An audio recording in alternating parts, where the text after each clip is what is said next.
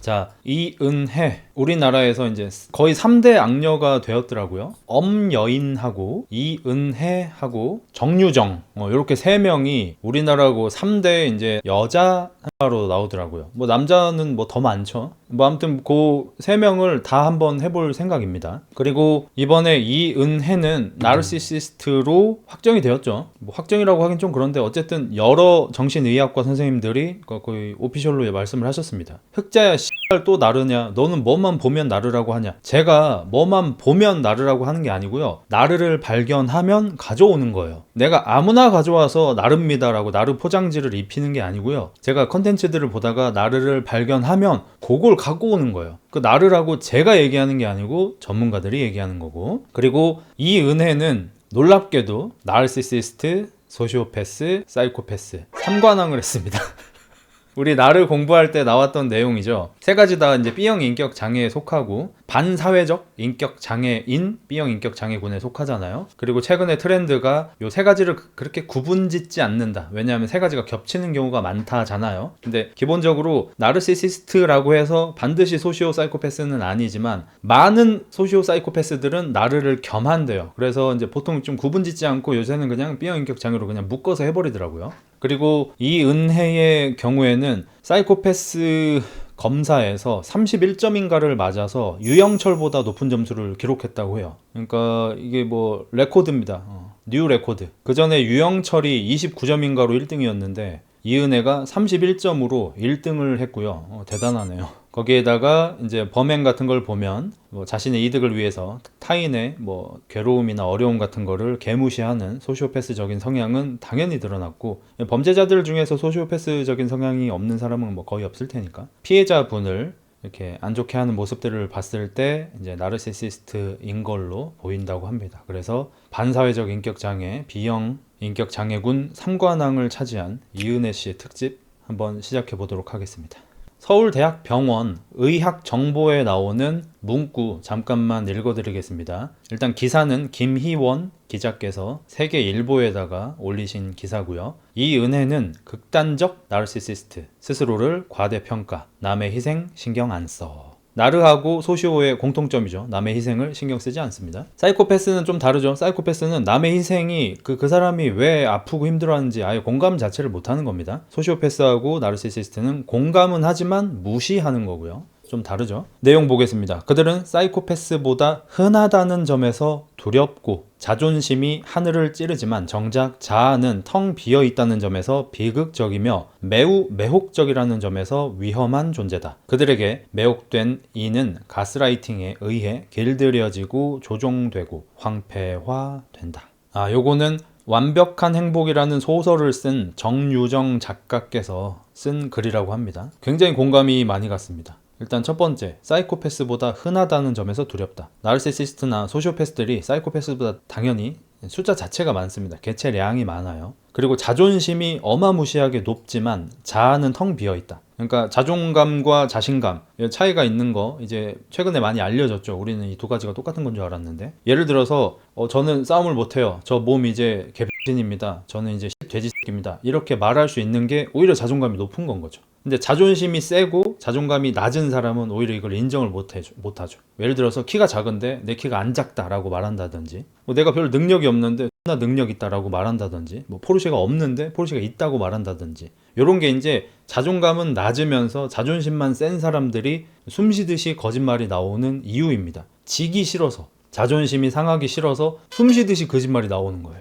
근데 오히려 자존감이 높은 사람은, 그리고 자존심을 안 부리는 사람은 뭐 자기의 단점 같은 거, 문제점 같은 거를 그냥 편하게 얘기할 수 있는 사람들이죠. 이 이은혜 사건이 최초로 알려지게 된 거는 정말 놀랍게도요, 이은혜 씨의 그것이 알고 싶다 제보 때문이었습니다. 정말 놀랍지 않습니까? 그러니까 피해자분께서 돌아가시고 나서 계곡에 빠져서 돌아가셨죠. 그 유가족 분들께서 이거 와이프가 죽인 것 같다, 이거 의심이 된다, 한번 알아봐 주세요 라고 그것이 알고 싶다에 제보를 하신 게 아니고요, 이은혜가 그것이 알고 싶다에 직접 전화해서 제보를 해서 이 일이 세상에 알려지기 시작하게 된 겁니다. 이런 부분에 대해서 나중에도 이런 게 계속 반복적으로 나오는데 이은혜는 입을 열 때마다 불리해지거든요. 이은혜하고 상담을 했던 변호사님도 똑같이 얘기했고 정신의학과 선생님도 똑같이 얘기했고 프로파일러 분들도 똑같이 얘기를 했어요. 이은혜는 어떤 면에서 뭐 치밀한 부분도 있긴 있었어요. 계획적인 부분도. 근데 이 사건 전반을 놓고 보면은 굉장히 허점투성이고 실수가 많고 똑똑한 사람으로 보기 어렵다고 해요. 그럼에도 불구하고 자기가 되게 똑똑한 줄 알고 자꾸 입을 털어요.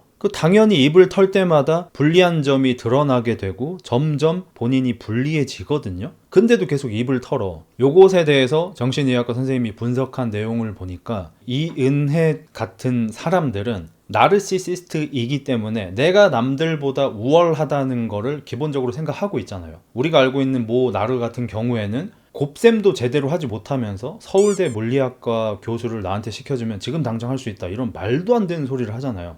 물이 뭐 분자 기호냐? 그걸로 H2O잖아요. 수소 2개, 산소 하나. 이제 고졸 빡대가리인 저도 알잖아요. 근데 걔는 이제 HO2라고 쓸 정도인 애인데 서울대 물리학과 교수를 지가 할 수 있다고 얘기를 하잖아. 그 정도로 나르시시스트들은 자기 능력을 과대평가합니다. 이은혜 같은 경우도 자기가 여태까지 피해자분을 소위 호구처럼 막 부려먹고 죽음에 이르기까지 하게 만들었잖아요. 그 일을 성공시킴으로 해서 대단한 파워가 있다고 느꼈을 거고 자기가 굉장한 능력이 있다고 느꼈을 거고, 그래서 그것이 알고 싶다 제작진도 자기가 충분히 속여먹을 수 있다는 자신감을 가졌을 겁니다. 그리고 나르시시스트, 소시오패스, 혹은 사이코패스들도 성장하는 과정에서 우리가 청소년기 때 뭐가 옳고 뭐가 그르다는 거를 그제서야 알 수 있게 된대요. 그것 때문에 사실 촉법소년이라는 게 있다고 합니다. 우리나라가 지금 촉법소년 때문에 되게 말이 많잖아요. 너무 악한 촉법소년들이 너무 말도 안 되는 범죄를 저지르니까 얘네들을 이 무혐의로 죄 없음 같은 걸로 이렇게 처리를 하는 걸 보고 우리가 분개를 많이 하는데, 이게 뇌과학적으로 전 잘 모르지만 보통 만 14세부터 16세 기간 동안, 그러니까 우리가 보통 중학생 때부터 한 고등학교 1학년 정도 동안 뭐가 옳고 뭐가 그른지가 그제서야 장착이 된대요. 그러니까 우리가 초등학생 때나 중1, 중2 한 요 정도 시기까지는 뭐가 옳고 뭐가 그른지 자체를 잘 구별을 못 한다는 거야. 그래서 그때 저지른 범죄는 좀 봐주자, 이렇게 된 거라고 해요. 그리고 이은혜의 경우에는 장애인 부모님 밑에서 매우 어려운 가정 환경에서 초등학교 시절을 보냈고, 중학생 때부터 15살 때부터 가출을 해서 이제 가출한 애들끼리 이렇게 방 잡고 사는, 거기에 속해가지고 범죄를 저지르면서 살아온 애예요. 15살 때부터 범죄 인생이 시작된 애야. 그러다 보니까 뭐가 옳고 그런지 판단 자체가 아예 안 되는 사람이래. 나르 성향이랑 소시오패스 성향이랑 사이코패스 성향에다가 성장 과정까지 겹쳤어. 그러니까 이런 괴물이 태어나는 거예요. 말도 안 되는 괴물이. 그래서 그것이 알고 싶다에 전화해서 한다는 소리가 뭐였죠? 제 남편이 죽었는데 보험사에서 보험금을 안 줘요. 이게 제보 내용이었어요. 여러분 이상하지 않습니까? 방금 제 얘기를 듣고. 일반적으로는 그것이 알고 싶다에 전화해서 뭐라고 해야 했을까요? 저희 남편이 죽었는데 억울하게도 제가 죽였다는 의심을 받고 있습니다. 너무 억울합니다. 저는 매우 당당하기 때문에 진실을 파헤쳐 주십시오라고 제보를 하겠죠.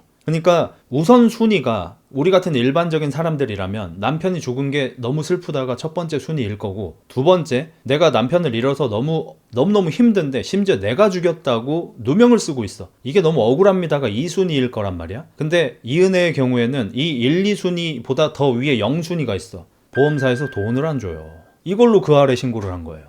그래서 최근에는 그 사건이 한창 시끌시끌할 때 말고 비교적 근래에 이은혜한테 그 상담을 받았던 변호사 쌤께서 어디 유튜브 채널에 나오셔가지고 좀 심층 인터뷰를 하셨거든요. 그때 그 변호사 쌤께서 좀 많이 바쁘신 분인가 봐. 그래서 이은혜하고 처음 상담을 하고 나서 전화번호를 저장하고 이제 메모에다가 이렇게 메모를 해놓기를 보험 지급 문제라고 써놨어. 그리고 나서 얼마 안 있다가 이은혜가 두 번째 상담 요청이 들어와서, 그때는 직접 미팅을 잡고 2시간인가 3시간 동안 굉장히 오랫동안 상담을 했대요. 돈도 꽤 많이 든대요. 그렇게 상담 오래 하면. 비싼 분이셨나봐. 근데 그 상담이 끝나고 나서 이분이 메모를 바꿉니다. 살인사건으로. 그 변호사 분께서 얘기하기를 자기는 직업의 특성상 반사회적 인격 장애인들을 많이 만나는데 이은혜는 보자마자 느껴졌대요. 5분이라고 할 것도 없대요. 그냥 한 몇 마디만 나눠봐도 바로 느낌이 온대요. 아, 이 사람 뭔가 이상하다. 그리고 대화를 나눠보니까 역시나 이상했고, 요거는 남편분께서 사고로 돌아가신 게 아닌 것 같다라는 느낌을 강하게 받았고 바로 살인사건으로 메모를 수정했다고 합니다. 그러니까 그 정도로 이 은혜는 일반적인 사람들이 보기에 일반적이지 않은 사람인데 자기는 그걸 자각하지 못하고 심지어 자기는 일반적인 사람들을 자기가 속일 수 있다고 생각하고 있습니다. 왜? 그냥 사이코패스가 아니라 나르시시스트 겸 사이코패스이기 때문에 자신의 능력을 너무 과대평가하고 다른 사람들을 굉장히 하대평가하기 때문입니다. 그렇기 때문에 잡힐 수 있었어요. 솔직히 얘기해서. 만약에 이은혜가 나르가 아니었잖아요. 그냥 사이코패스였잖아요. 이거 못 잡았어요. 진짜입니다. 왜냐면 실제로 첫 번째 사건 수사에서 그냥 사고사로 사건 종결이 된 겁니다. 가평인 걸로 제가 기억하고 있는데 이제 그쪽 계곡에서 사건이 일어났죠. 간략하게 말씀드리자면 이은혜뿐만 아니라 이은혜의 친구들 해가지고 뭐 대충 한 6, 7명 정도가 계곡으로 놀러를 갔고요. 하루 종일 놀았어요. 그리고 나서 다이빙을 할 수 있는 높이에 한 4m 정도 된다고 합니다. 꽤 높죠. 거기에서 이제 뛰어내리기를 했는데 남편분이 제일 마지막에 피해 당하신 분이 제일 마지막에 뛰어내리시고 이제 거기서 이제 익사를 하신 거예요. 그리고 수사가 진행됐고 사고사 처리가 났습니다. 그래서 이은혜는 보험사에 보험금 청구를 했어요. 생명보험금이 뭐 6억인가를 받게 돼 있다고 합니다. 제가 여러 자료를 봤는데 6억이라고 말하는 것도 있고 8억이라고 말하는 것도 있더라고요. 그래서 6억이라고 일단 하겠습니다. 그 돈을 이제 청구를 했는데 보험사 측에서 최초로 이거 사건이 좀 이상하다. 일반적인 사고사가 아닌 것 같다라고 생각해서 보험금 지급을 보류했습니다. 이은혜가 그것 때문에 빡이 쳐가지고 변호사하고 상담도 하고 변호사 상담에서 명쾌한 무언가가 안 나오자 그 아래 제보를 한 거예요. 근데 만약에 이은혜가 일반적인 사이코패스여가지고 자기의 범행이 들키는 것을 좀 두려워하거나 좀 불안해했다면 보험사에서 뭔가 냄새를 맡은 것 같아? 보험금을 포기하겠죠. 근데 이은혜는 나르였기 때문에 본인이 이걸 다 해낼 수 있다고 믿었을 겁니다. 본인이 이거 다 이겨내고 보험금을 받아낼 수 있다고 생각했을 거고 그러다가 덜미가 잡혀버린 거죠. 경찰이 왜 그렇게 판단했을까요? 실제로 계곡 사건만 가지고는 이은혜가 살인범이 될 수가 없습니다.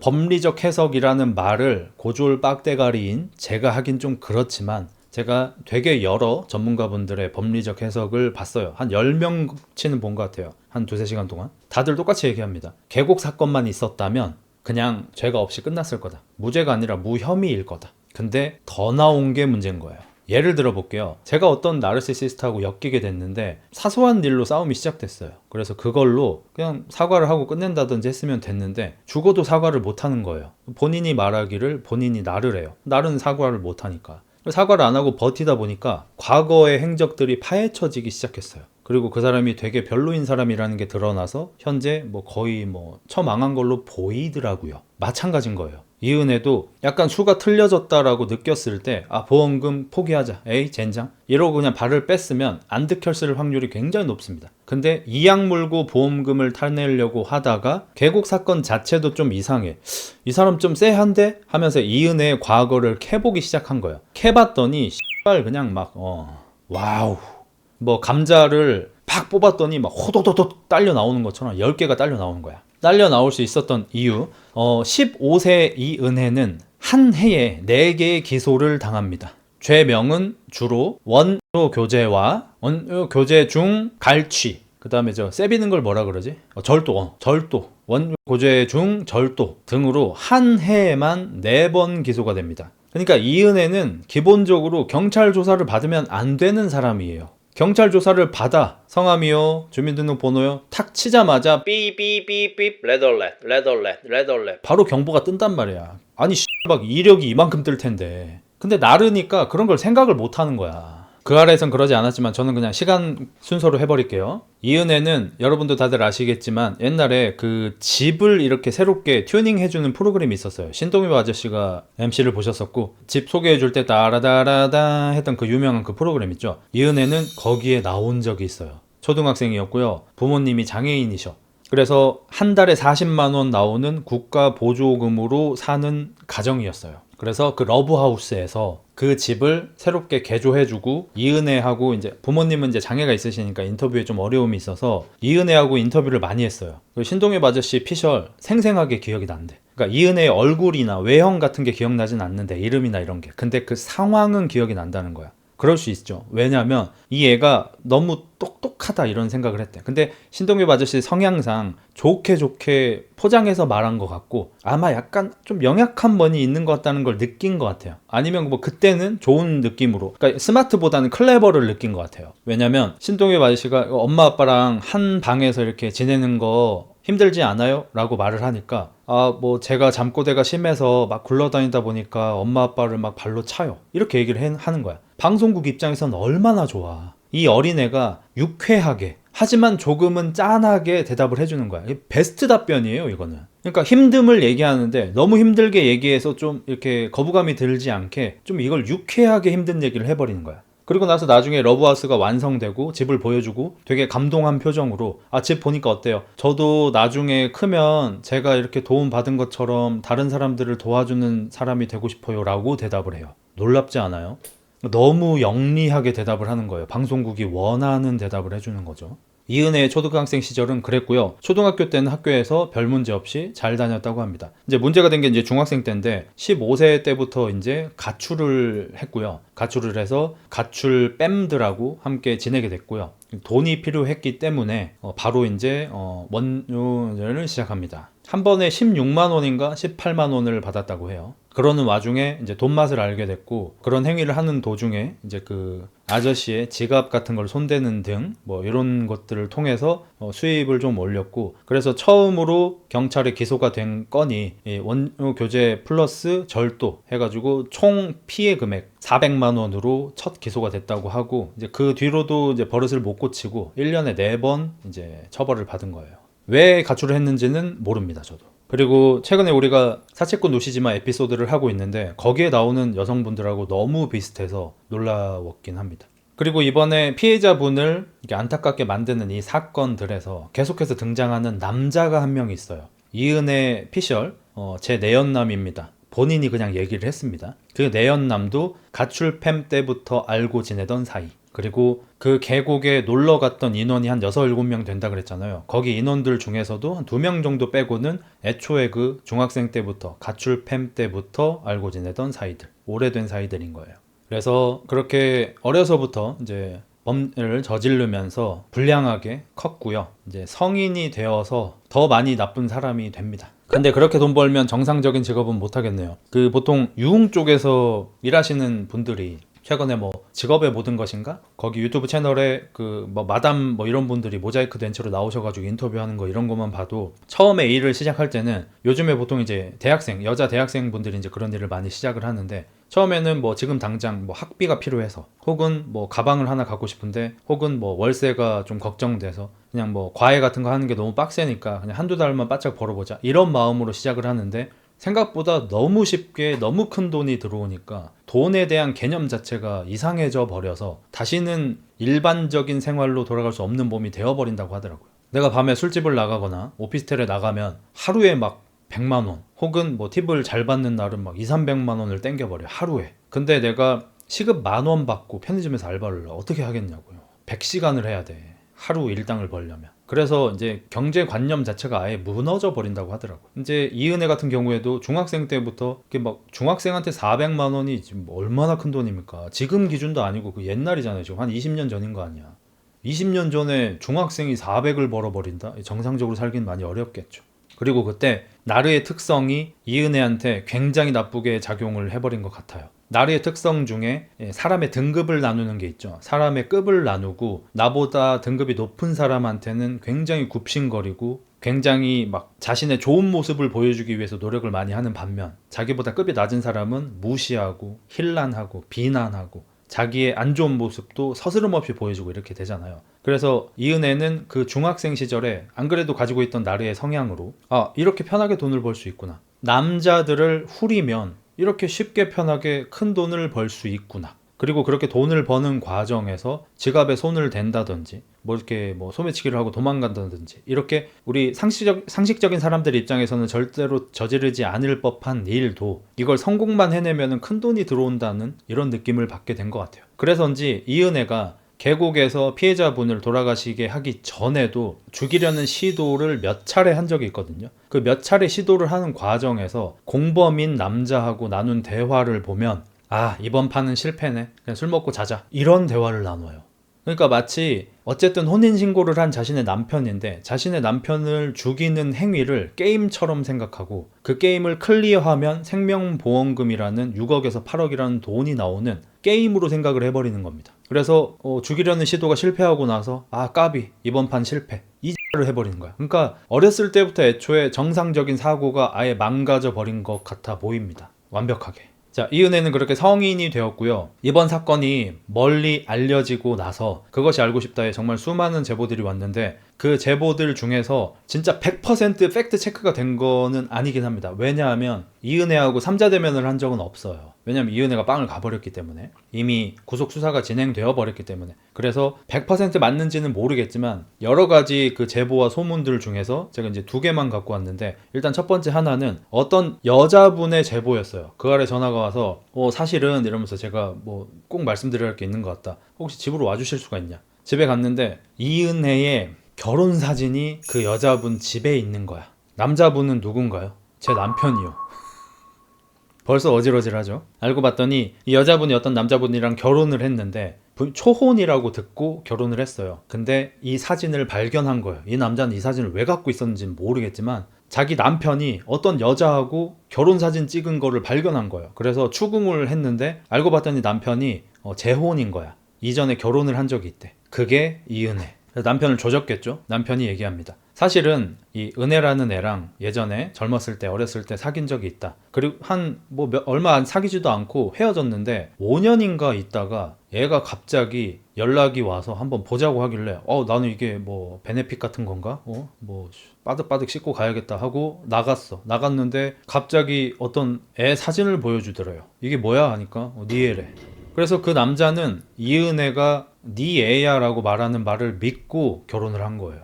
그리고 얼마 안 가서 구라가 들통이 납니다. 그 남자애가 아니었어요. 뭐 너무 당연하지만. 그래서 이제 이혼을 하게 된 겁니다. 아마 같이 산 기간도 거의 없는 걸로 알고 있어요. 그래서 결혼 사진은 남아 있는 거고 이 남자는 그 결혼 사진을 왜 갖고 있는지는 이해를 못 하겠어. 요런 게 하나 나온 게 있고요. 이제 또 하나는 이은혜가 사실 똑같은 건지 다른 건지 조금 헷갈리긴 해요. 너무 여러 영상에서 중구난방으로 나오는 내용들이라. 근데 다른 일이라고 생각하고 말씀드리겠습니다. 요번에는 파혼을 당합니다. 이은혜가. 파혼 당한 이유는 어떤 남자가 또 이은혜하고 결혼을 하기로 했어요.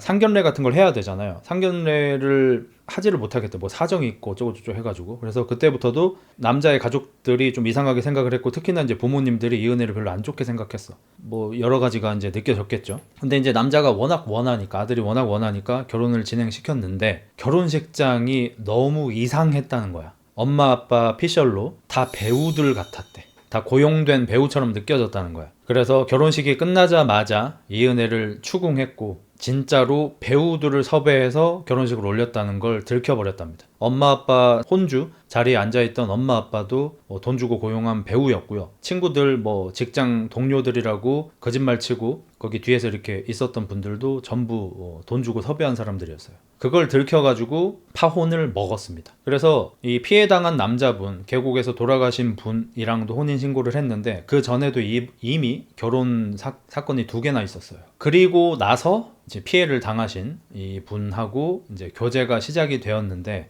교제가 어떻게 시작되었다는 설도 2가지가 나옵니다. 일단 한 가지는 만남 어플을 통해서 만났다는 설이 있고요. 또 한 가지 설은 룸살롱 손님과 직원이었다는 썰이 있습니다. 이제 룸살롱 썰은 이은혜하고 상담을 해줬던 변호사님이 말씀하신 거고 만남 어플로 만났다는 얘기는 지금 아마 국회의원 하고 계신 것 같은데 여자분이시고 단발머리시고 회색머리시고 안경 큰 거 끼시는 그분이 이제 말씀하신 건데 근데 어쨌든 다른 모든 사람이 이은혜가 사이코패스고 나르시시스트고 소시오패스고 그냥 내추럴 본 범죄자고 다 이런 식으로 얘기를 해요. 너무 악독한 사람이고. 근데 그분만 이은혜는 중학생 때부터 성착취를 당했다고 얘기해요. 중학생 때 어른들에 의해서 성착취를 당한 사람이라고 얘기를 해요. 그래서 어렸을 적에 이런 경험들 때문에 정상적인 사고가 되지 않은 채로 자랐다라고 제가 느끼기에는 이은혜를 너무 옹호하는 발언을 하셔가지고 듣기에 솔직히 너무 좀 불편했습니다.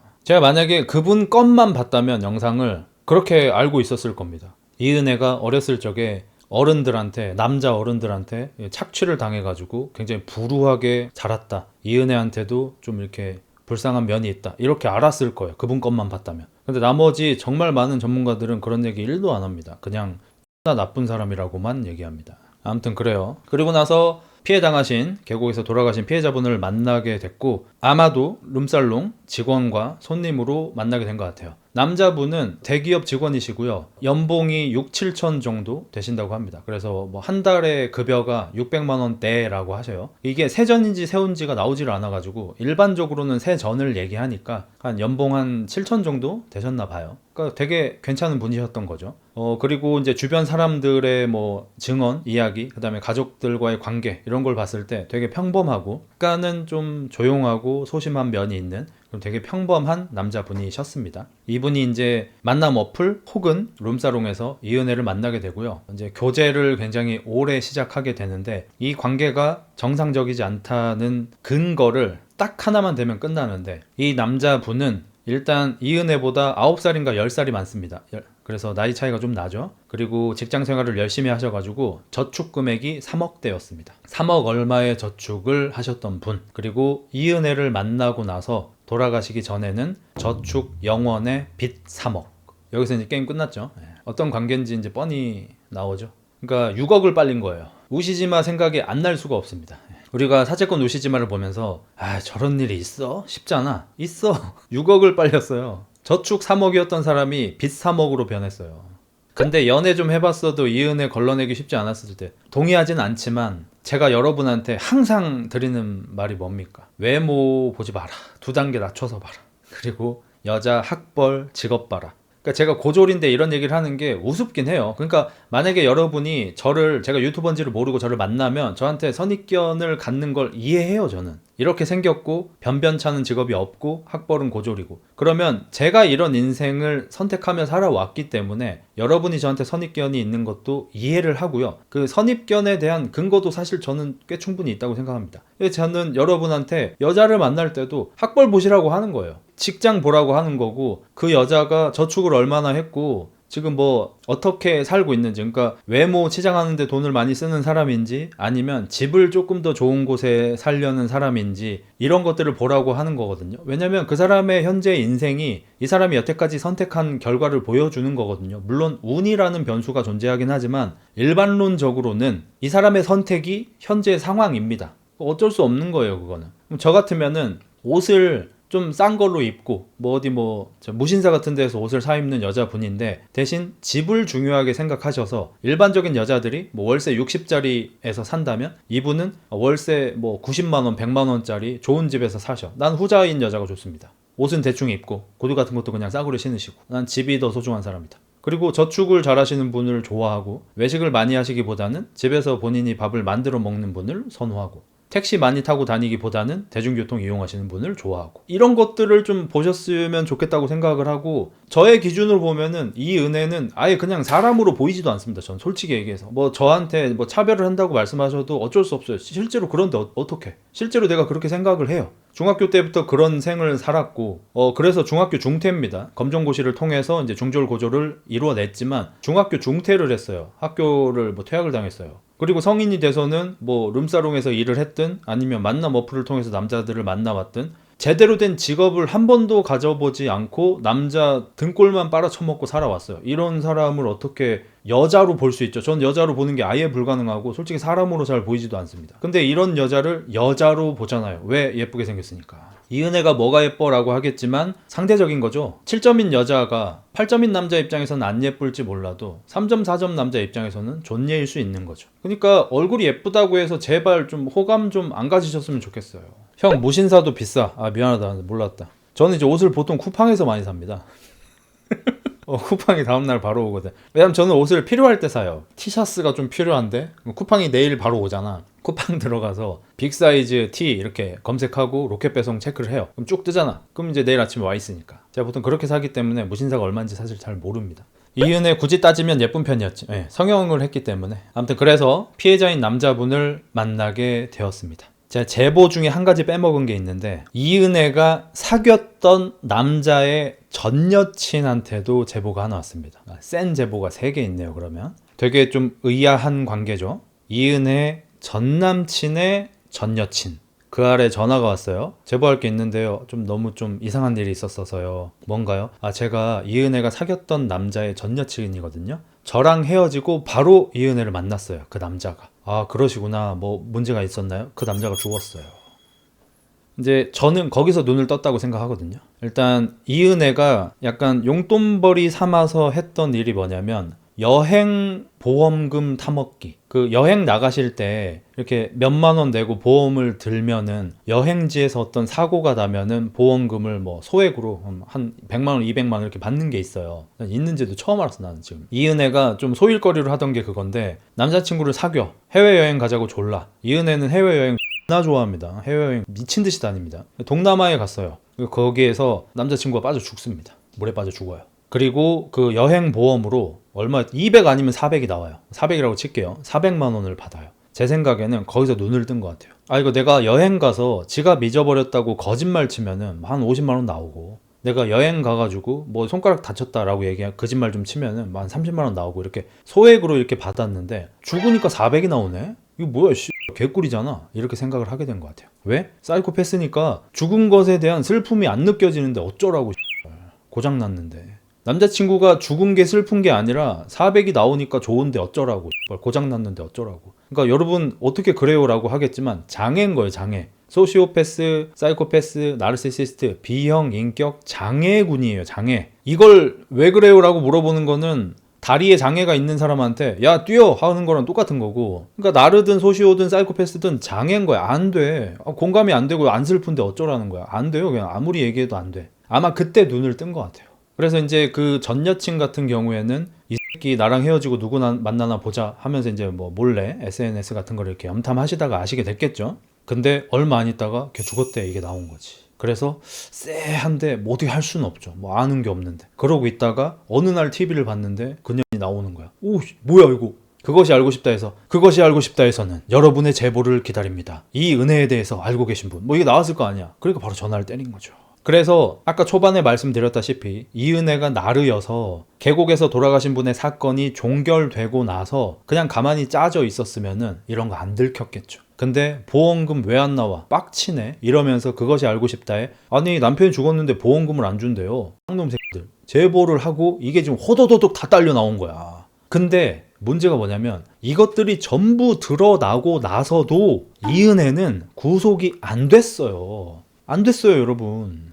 당연히 안 되겠죠. 왜 안 되죠? 이런 구린 일들을 했던 이은혜라고 한들 이것들 때문에 계곡에서 돌아가신 분도 이은혜가 죽였다는 증거가 되진 않잖아요. 그냥 이은혜가 나쁜 사람이다, 이상한 사람이다는 증거는 될 수 있지만, 그래서 이은혜는 원래는 집에 돌아갔어요. 그냥 집에서 그냥 잘 먹고 잘 살고 있었어. 그때부터 예전부터 바람피고 있었어가지고 뭐 걔랑 동거 중이었어요. 근데 자기가 그 아래 제보를 했고 피해자의 유가족 측에서 이 사건을 재수사했으면 좋겠다라고 생각을 해서 기존에 수사를 했던 경찰서 말고 다른 경찰서에다가 수사 요청을 해요. 그래서 새로운 경찰서, 그 다음에 그것이 알고 싶다 해서 이 여자를 파보니까 아까 말씀드린 그런 어마무시한 일들, 과거 이력들이 나오게 된 거고 쎄한데 상태였어요. 하지만 집에 돌아가라고 해야죠. 조사 끝나면. 구속을 할 수는 없죠. 구속 사유는 안 되죠. 그래서 이은혜는 그 동거남하고 이제 조사만 받고 집으로 돌아가고요. 그 길로 종적을 감춰버립니다. 도망갑니다. 런쳤어요. 얼마나 급하게 도망을 쳤는지 차도 심지어 피해자의 차입니다. 피해자의 차를 씨발 내연남이 타고 다니고 있었어요. 존나 개꿀밖에. 나 이 장면도 진짜 꿀받았는데 그 김상중 아저씨가 뭐 급하게 가느라 차 창문도 다 닫지 않은 채 이렇게 차도 놓고 뭐 런을 쳤습니다. 이렇게 알려주시는데 그 차를 이제 카메라로 이렇게 비춰주는데 그게 이제 돌아가신 분의 자동차인데 내연남 가 타고 다니고 있었어. 이은혜랑 같이 놀려고. 근데 그 차에 이은혜의 사진이 붙어 있는 거야. 이게 너무 빡치더라 진짜. 그래서 걔들은 이제 잠적을 했고요. 잡힙니다. 얼마였더라? 1060짜리 오피스텔에서 이제 둘이서 살고 있다가 잡히게 되고요. 그래가지고 이제 구속 수사가 시작이 되고 그 수사 과정에서 가장 관건이 되었던 것이 그것입니다. 그러니까 우리가 보통 위력에 의한 과실치사 같은 것들이 있지 않습니까? 제가 지금 법리적 용어를 쓰는 것에 있어서 틀릴 수 있는데 그냥 어떤 맥락인지만 이해하고 들으셨으면 좋겠습니다. 예를 들어서 대학교 OT를 갔는데 선배들이 갑자기 막 얼차려를 줬어. 횡문군 융해증으로 돌아가셨어. 이거 위력에 의한 과실치사잖아요. 얼마 전에 군부대에서도 어떤 여군 장교가 사병들한테 군장 메고 막 달리기를 시켜가지고 계속하라고 막 해가지고 횡문군 융해증으로 돌아가셨고, 이거는 이제 위력에 의한 과실치사가 맞죠. 역시 또 OT 같은 데 가서 수영을 못하는 애한테 바다에 뛰어들으려고 강요를 했다가 이제 빠져서 이제 돌아가신 일도 대충 한 10몇 년 전쯤에 있었죠. 모 대학교에서. 그런 게 이제 위력에 의한 거잖아요. 그러니까 중요한 거는 내가 명령을 거스르기 어려울 정도로 위력이 있는 사람한테 당한 게 중요한 거잖아요. 수영해. 수영 못해요 저.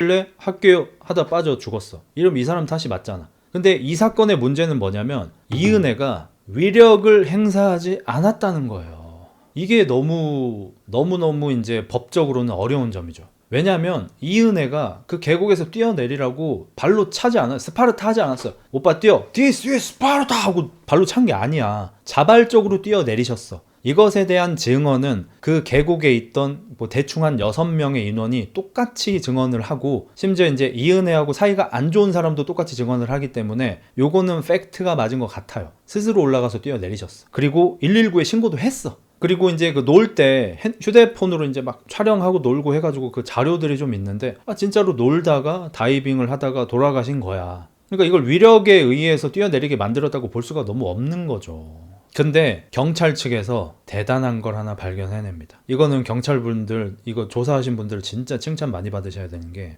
이은혜는 첫 번째 조사를 받을 때에도 우리 이렇게 재밌게 놀고 있었습니다 라면서 자료를 제출을 합니다. 그 자료들은 뭐 수박 깨먹고 놀고 다이빙 하면서 놀고, 그러니까 그 돌아가신 분만 다이빙을 했으면 이상할 텐데 그 다이빙을 거기에 있는 모든 남자가 다 해요. 그래서 우리 그냥 이렇게 재밌게 놀고 있었을 뿐인데, 그래서 조사받고 바로 귀가를 한 거예요. 근데 두 번째로 조사를 맡은 경찰서 쪽에서는 더 디테일한 조사를 합니다. 이 여자 뭐 있다, 쎄하다. 도망간 것까지 너무 이상하잖아. 왜 도망쳐, 캥기는 게 없으면. 그래서 디테일하게 조사를 해보니까 놀라운 사실, 이거 영상 분석가 분께서 본인이 여태까지 이 일을 해오면서 가장 소름이 끼쳤다고 하는데, 이은혜는 자기 남편이 계곡에 빠져서 돌아가시고 나서 사망 선고를 받고 1시간 지나서 자기 남편이 계곡에 뛰어내리는 걸 촬영한 영상을 편집했습니다. 그 편집한 영상을 경찰에 제출한 거예요. 이 전 경찰서에서는 영상만 확인을 해봤다면,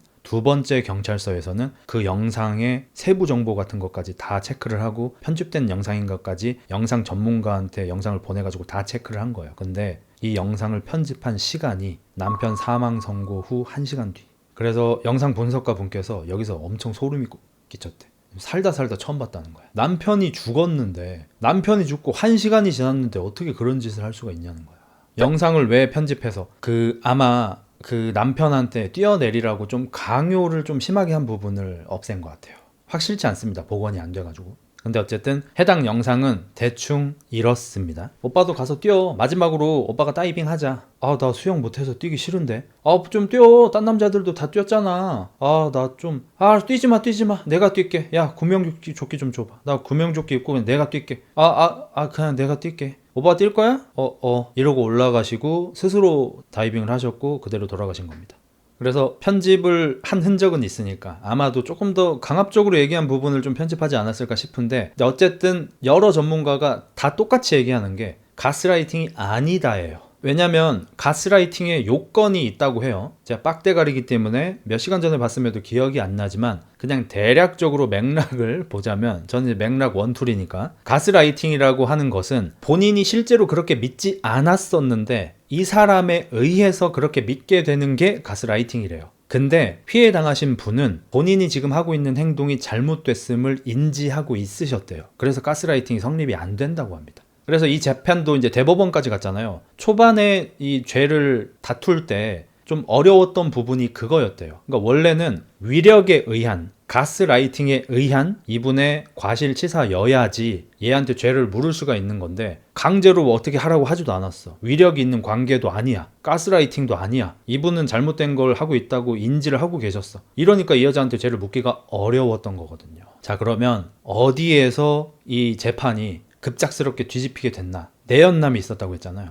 이 내연남이 경찰 조사에서 자백을 해버립니다. 이은혜 핸드폰, 내연남 핸드폰, 돌아가신 피해자분의 핸드폰 전부 포렌식을 했겠죠. 수많은 자료들이 나왔고요. 거기에서 정말 놀라운 내연남과 이은혜의 카톡 자료가 나오는데, 야야 먹였어? 아직 안 먹고 있어. 아, 왜 이렇게 안 먹지? 야, 소주 같은 거 좀 먹여야 먹을 것 같은데. 국물이잖아. 아, 술 없는데. 야, 내가 지금 술 사갈까? 아, 됐어 뭐 먹겠지. 야, 먹었다. 뭐뭐 넣었어? 그냥 내장하고 정소 그거하고 다 때려 넣었지. 아, 그래? 이은혜는 계곡 사건이 있기 몇 개월 전에 돌아가신 분한테 독이 들어간 보거탕을 먹였습니다.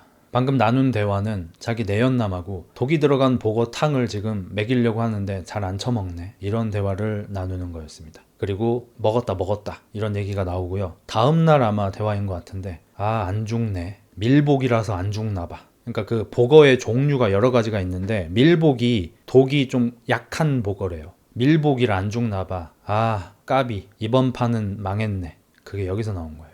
전문 요리사가 한 게 아니고 당연하지만 이은혜가 직접 본인이 손수 보거를 사와서 인터넷에 찾아서 보거 손질하는 법을 검색한 다음에 절대로 제거를 해야 한다고 하는 그 부분을 야무지게 때려 넣고 탕을 끓여서 먹였고요. 실제로 이제 드시기도 했는데 이제 소량만 드시기도 했고, 이제 보거 자체가 독이 많지 않은 애여가지고 좀 괴롭기만 하시고, 그대로 이제 기절하듯이 잠에 드셨다고 해요. 그래서 이제 좀 괴롭기만 하시고 탈만 나시고 안 돌아가셨다고 하고, 이은혜하고 내연남은 이제 그거 가지고 이번 판은 망했다, 까비가 나온 겁니다. 그리고 더 놀라셔야 되는 거, 그 보고 사건 이후에 약 2달쯤 뒤에 이은혜는 남편한테 오빠 낚시 가자라고 한 다음에 또 이 내연남 하고 같이 낚시를 갔고요. 그러니까 정확하게는 내연남하고 내연남의 여자친구, 이은혜하고 이제 돌아가신 피해자분, 이렇게 이제 커플 낚시를 간 거죠. 내연남의 전 여친분이죠. 그 전 여친분도 이제 그것이 알고 싶다에다가 제보도 하시고 이제 모자이크 처리된 채로, 음성 변조된 채로 인터뷰도 하셨는데, 그날 일을 생생하게 기억하신다고 해요. 이 관계가 너무 이상하게 느껴졌다고 해요. 그러니까 자기 남자친구하고 이은혜가 좀 이상하게 느껴졌고, 이은혜는 자기 남편을 너무 하대하고 막대했대요. 그러니까 거기가 이은혜가 돌아가신 분하고 9살인가 10살 차이가 나고, 당연하지만 저기 내연남하고도 10살 차이가 나고, 제보를 하신 분하고는 11살인가 12살 차이 나고 막 이런 거예요. 그러니까 돌아가신 분이 10살이 많은 분이잖아요. 그럼에도 불구하고 하대를 하고 막 이러길래 좀 불편했대요, 같이 노는데. 근데 그러다가 밤이 됐고 자기는 이제 자고 있었는데 눈을 떠보니까 3명이 없었대. 오밤중입니다. 낚시터고, 낚시터에 보면 이렇게 네모나게 그 방 같은 거 이렇게 해놓고 거기서 이제 낚시도 하고 잠깐 자고 일어나기도 하고 그런 곳 있잖아. 그걸 빌려서 한 거예요. 그래가지고 뭐지? 어디 갔지? 밤낚시 하나? 하고 있는데 밖에서 좀 소란스러운 소리가 좀 들려가지고 귀를 쫑긋 했더니 조금 있다가 누가 들어도 사람이 물에 빠진 소리가 들렸대요. 그리고 하는 이런 소리가 들렸다고 하고, 그리고 나서 이은혜가 그 방 안으로 호다다닥 뛰어 들어오길래 무슨 일 있어? 라고 물어보니까 아무 일도 아니야, 자 라고 했대요. 이제 나중에 그 일들이 이제 목격자도 있고 해가지고 드러났는데, 이번에는 심지어 이은혜가 밀었습니다. 목격자가 아니고 나중에 전화통화로 드러났네요. 이은혜가 돌아가신 피해자분을, 그 당시에도 남편이었습니다. 남편을 그 낚시터 호수죠, 호수에다가 발로 찼나? 아무튼 밀어가지고 빠뜨렸어요. 근데 이은혜 입장에서 아쉽게도 수심이 가슴 정도밖에 안 됐습니다. 그래서 내연남이 물로 뛰어들었고요. 얘가 수영을 좀 잘하나 봐요. 계곡에서도 다이빙을 많이 하더라고요. 뛰어들어서 돌아가신 피해자분의 어깨를 막 눌렀다고 합니다. 실패로 돌아갔고요. 물에서 나온 남편분께서 나중에 전화통화를 통해서 아마 술을 좀 드신 것 같아요. 너 그날 나 밀었어 막 이러면서 원망을 합니다. 이은혜가 내가 언제 해 오빠, 너 그날 분명히 나 낚시터에서 밀어서 나 빠뜨렸어, 나 수영 못하는데 막 이렇게 얘기를 합니다. 그러니까 이은혜가 아니 그날 그냥 그 장난치려고 한 거지, 아 왜 그래 오빠, 장난한 거 가지고, 이렇게 하고, 경찰 조사에서는 그때도 남편분 죽이려고 한 거 아닙니까? 라는 질문에 사실은 그때 잠자리 문제로 남편하고 좀 다툼이 있었고, 그 다툼 때문에 좀 화가 나가지고 좀 그런 식으로 골려주면서 풀었던 것 같다라고 이은혜가 자백이 아니고 진술을 합니다. 근데 어찌됐든 이은혜는 전 남친을 이제 그 사건은 어떻게 할 수가 없습니다. 왜냐하면 그 동남아 어디 나라인데 뭐 태국 뭐 이쪽인 것 같아요. 그쪽에서 이제 전 남친이 돌아가셨는데 그 사건은 현지에서 현지 경찰들이 조사를 했고 그냥 사고사로 사건 종결이 되어 버렸습니다. 그래서 그 이미 몇 년이 지났는데 이제 와서 그걸 재수사하는 건 불가능하죠. 근데 그런 전력이 있는 이은혜가 보거 낚시터에서 스파르타 해가지고 살인 미수로 보일 수 있는 행동을 한 데다가 이번에 실제로 계곡에 이제 빠뜨려가지고 돌아가시게 했으니 이런 것들이 참작이 되어서 계획 살인이 되어서 무기징역을 받은 겁니다. 그리고 그걸 도운 내연남은 징역 30년을 받았습니다. 그러니까 만약에 이은혜가 보험금 받으려고 그것이 알고 싶다에 제보를 하지 않았다면 그 전에 미수했던 사건들이 드러나지 않았을 거고 미수 사건들이 드러나지 않았다면 아마 계곡 사건만으로는 살인죄 입증이 어려웠을 겁니다. 좀 소름 끼치는 부분들이 좀 있는데 이제 제보를 정말 많은 사람들이 했고요. 그 제보를 한 사람들 중에서는 보험사 직원도 있었거든요. 그 보험사 직원은 이은혜하고 이전부터 좀 알고 지내던 사이였다고 해요. 그래서 이제 보험을 또 들고 싶다, 남편 거 보험을 들고 싶다라고 해가지고 처음으로 보험 계산을 해서 견적을 보냈는데 보험이 60 얼마가 나왔대요. 생명보험 뭐 6억 정도 받게 되는 보험으로 해가지고 그래서 이제 아는 사람이니까 보험사 직원이 야 견적이 너무 많이 나온다, 내가 뭐 좀 불필요한 것 좀 이래저래 빼보고 대신에 이제 보장 금액은 좀 줄여들 수 있어, 좀만 기다려봐, 내가 계산하고 다시 알려줄게 라고 하는데 이은혜가 아니야 오빠 그냥 그대로 해줘, 높아도 상관없어, 보장 금액 제일 큰 걸로 해줘 라고 해서 이 형편에 어울리지 않는 큰 보험을 들게 됐고요. 낚시터에서 피해자분을 밀어서 빠뜨렸던 때 있죠. 그 며칠 전에 약 8일쯤 전에 보험금 납입이 제대로 되지 않아서, 보험금 납입은 이은혜가 있습니다. 남편분이 하지 않고 이은혜가 보험금 납입을 잘 안 했어요. 그러니까 2달을 안 내면 보험이 이렇게 종결이 돼버리는 거예요. 그럼 이제 2달을 안 낸 상태에서 뭐 종결이 며칠 남았습니다 이렇게 와. 그럼 그 안에 빨리 내면은 다시 보험이 살아나고 약간 이런 느낌이죠. 보험 종결이 8일 남은 상태에서 남편을 낚시터에 데려가서 밀어서 이제 아마도 죽이려고 했던 그 정황이 일어났었던 거고요. 그 다음번에 보거를 먹였을 때도 보험이 실효가 없어졌습니다. 효력이 상실됐어요. 보험금을 안 내서. 근데 돈을 다시 내서 효력을 살린 다음에 며칠 있다가 또 보거 독을 먹인 거고요. 이번에도 보험 효력이 또 없어졌어요. 보험금을 잘 안 내가지고. 근데 또 돈을 내서, 밀린 걸 내서 보험을 살려놨었고, 그렇게 또 한 2달쯤이 지나서 보험 실효 종료까지 4시간 남은 상황에서 계곡에서 빠져서 돌아가신 겁니다. 그러니까 여러 정황상 계획적으로 남편을 죽였다는 맞는 것 같긴 해요. 솔직히 99.99%인 것 같긴 해요. 그래서 이제 보험금 미납 독촉장 뭐 이런 게 뭐 오지게 많이 나왔었다고 하더라고요. 이게 이제 그 알 두 번째 편 요약인 것 같은데 제가 여기 보면서 좀 많이 슬펐고 진짜 많이 좀 안타깝다고 생각했어요. 전 사실 이거 앞부분 보고 있을 때는 이 돌아가신 피해자분한테 너무 죄송하긴 하지만 이게 소위 돌아가신 피해자분이 그렇다는 건 아니지만 찐따 느낌이 있는 남자분들이 여자를 되게 경험해보지 못하시다가 되게 나쁜 여자한테 외모만 보고 사랑에 빠진 다음에 많이 안 좋은 경험을 하시게 되는 게 많잖아요. 그래서 저는 그런 부분에 대해서 여러분한테 좀 주의를 드리면 어떨까, 이런 식으로 오늘 방송 방향을 잡았었는데 이 편의 요약 내용을 보고 이제 생각이 싹 바뀌었는데, 이은혜라는 여자는 중학교 가출뱀 때부터 알고 지냈던 소위 이제 양아치 같은 남자애들하고 이제 평생 동안 친하게 지냈고, 아마도 이 모든 남자하고 다 계속 잠자리를 가졌던 것 같아요. 이 남편은 결혼하고도 이제 몇 년이 됐어요. 그러니까 사귄 기간이 4년인가 그렇고요. 결혼 생활이 2년인가 해가지고 뭐 6년 정도 만났어요. 근데 단 한 번도 동거를 해본 적이 없습니다. 정말 놀랍게도 결혼을 하고 나서 같이 살 집을 이 남자 집에서 해줬어요. 남자 쪽 집에서 집을 해줬어요. 그 집은 이은혜와 이은혜의 내연남이 같이 살았고요. 돌아가신 피해자분은 월세 얼마였더라? 50만 원짜리인가? 그 빌라에서 월세방으로 혼자 사셨습니다. 그래서 이제 전화 통화 내용 같은 게 이렇게 막 나와요. 나오는데 뭐 예를 들어서 뭐 은혜야 어디야? 나 큰 집. 아 그래. 오늘 뭐 크리스마스인데 가족들하고 뭐 즐겁게 잘 보내. 오빠도 그래. 크리스마스 이브에 한 통화고요. 이제 12월 31일에 은혜야 뭐해? 나 뭐 가족들이랑 있어. 뭐 밥 먹으러 나왔어. 그래 이제 새해인데 맛있는 거 먹어.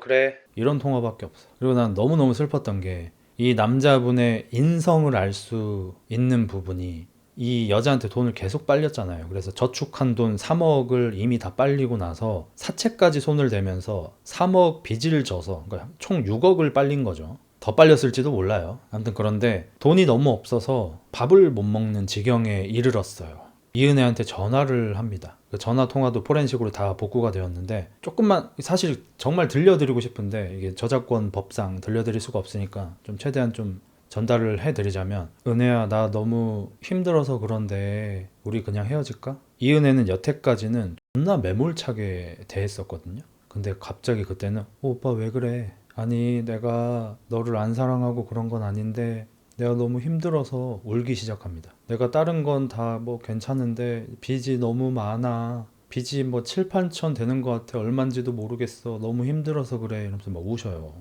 나중에 한번 찾아서 들어보십시오. 너무 짠합니다. 이은혜가 또 이때는 진짜로 이거 놓칠 것 같으니까 이걸 뭐 후버링이라고 하던가? 그 청소기 회사 이름이래요. 그러니까 우리로 치면은 뭐 다이슨 한다 뭐 이런 건가 봐요. 그러니까 내가 착취하던 대상이 도망가 버리려고 할 때 청소기 빨듯이 빠는 행위라고 합니다. 갑자기 부드럽게 얘기합니다. 아니야 오빠 내가 미안해. 내가 오빠 마음 잘 몰라줬지. 이러니까 남자분께서 우시면서 우리 서로 만나면서 처음 했던 약속 기억나? 여자 기억도 안 나는 것 같아요. 우리 서로 헤어지자는 얘기는 절대 안 하기로 했잖아. 내가 근데 방금 전에 헤어지자고 해서 미안해 하면서 또 우셔. 아니야 괜찮아 오빠 힘들어서 그렇지. 내가 다른 게 힘든 게 아니고 진짜 돈이 너무 없어서 나 너무 힘들어서 그래. 너무 힘들어. 막 이렇게 막 통화를 하셔요. 그리고 이 시기에 왜 이렇게까지 힘들어 하셨냐. 이제 친구가 많은 분은 아니셨지만 이게 바르고 착한 분이셨기 때문에 뭐 직장 동료나 이런 분들하고의 관계는 이상이 없었거든요. 근데 이은혜가 자꾸 돈을 빠니까 돈을 자꾸 주변에 빌린 거예요. 그래서 주변 사람들한테도 고립이 되고, 회사에서는 이제 점심밥이 나오는데 그래서 하루에 한 끼라도 먹을 수 있는데 이제 회사가 쉬는 날은 밥을 먹을 수가 없는 거야. 제일 친한 친구한테 연락을 해서 누구야 나 3천 원만 보내줄 수 있어? 3천 원? 너 3천 원이 없어? 아 그냥 내가 뭐 좀 먹고 싶은 게 있는데 3천 원이 부족하네 이렇게 얘기를 하는 거야. 근데 뭐 딱 봐도 3천 원이면은 뭐 삼각김밥 2개나 뭐 2 플러스 1이나 되겠죠. 근데 그 친구분이 너무 짠해서 10만 원을 보낸 거예요. 그러니까 이분이 3천 원을 쓰고 9만 7천 원을 다시 반송했어요. 그런 인성을 가진 분이에요. 그러니까 이분이 정말 착한 여자를 만났으면은 너무너무 행복하게 잘 살았을 거예요. 딴 생각 1도 안 하고 성실하게. 그러니까 나는 이런 사건들이 널리 알려져서 이런 피해가 줄어들어야 한다고 생각하는 게, 사적으로도 뭐 개인적으로도 그렇지만 이거 국가적으로도 되게 손실입니다. 어떤 대단한 악녀 때문에 우리 사회에서 되게 성실하고 본인의 역할을 잘 수행해 나가고 있는 전사 한 명이 돌아가신 거예요. 이거는 너무너무 안타깝게도. 그러니까 이런 인성을 가진 분인데 그런 꼴을 당해버린 거죠. 그리고 이제 뭐 소소한 제보들이 나오는데, 이은혜의 뭐 친구들, 지인들, 이제 아무래도 좀 성격이 좀 그랬기 때문에 적이 좀 많은가 보더라고요. 안 좋은 제보가 이제 많이 오는데, 이제 한 여자분은 이분들 어렸을 때부터 친구였던 사람인데, 일단 그 내연남 있죠. 그 남자하고 이렇게 만나기로 했는데 처음 본 남자를 데려왔대요. 나이 많은 남자를. 남편이었죠. 그래서 은혜야 이분은 누구야? 이렇게 물어보고 내 남편. 까무라치게 놀랐다는 거예요. 아니 왜냐면 지금 이 옆에 있는 남자랑 얘랑 씨발 매일 물고 빨고 하고 있는 걸 알아. 나는 친구라서 다 친구잖아 지금. 근데 다음날 밥 먹자 그래서 나가봤더니 얘가 남편이라면서 어떤 남자를 데리고 온 거야. 그래서 충격을 엄청 받았대. 그 뒤로 이제 같이 안 만났다고 해요. 그래서 그것이 알고 싶다 보고 그럼 그렇지 하고 이제 제보를 하신 거고. 그러니까 이거는 거의 남편분을 무시를 넘어서는 거죠. 이거는 뭐라고 해야 될지도 모르겠어요. 그냥 인간으로 대우를 해주지도 않은 것 같아요. 그리고 그 계곡에서 노는 영상 같은 게 촬영됐다고 하잖아요. 어떻게 노는 거냐면요, 내연남 새끼가 수박을 칼로 이렇게 탁탁 몇 개 쳐요. 그리고 형님 옆에 이은혜가 오빠 해봐 해봐. 아 이거 아플 것 같은데. 아 해봐 해봐.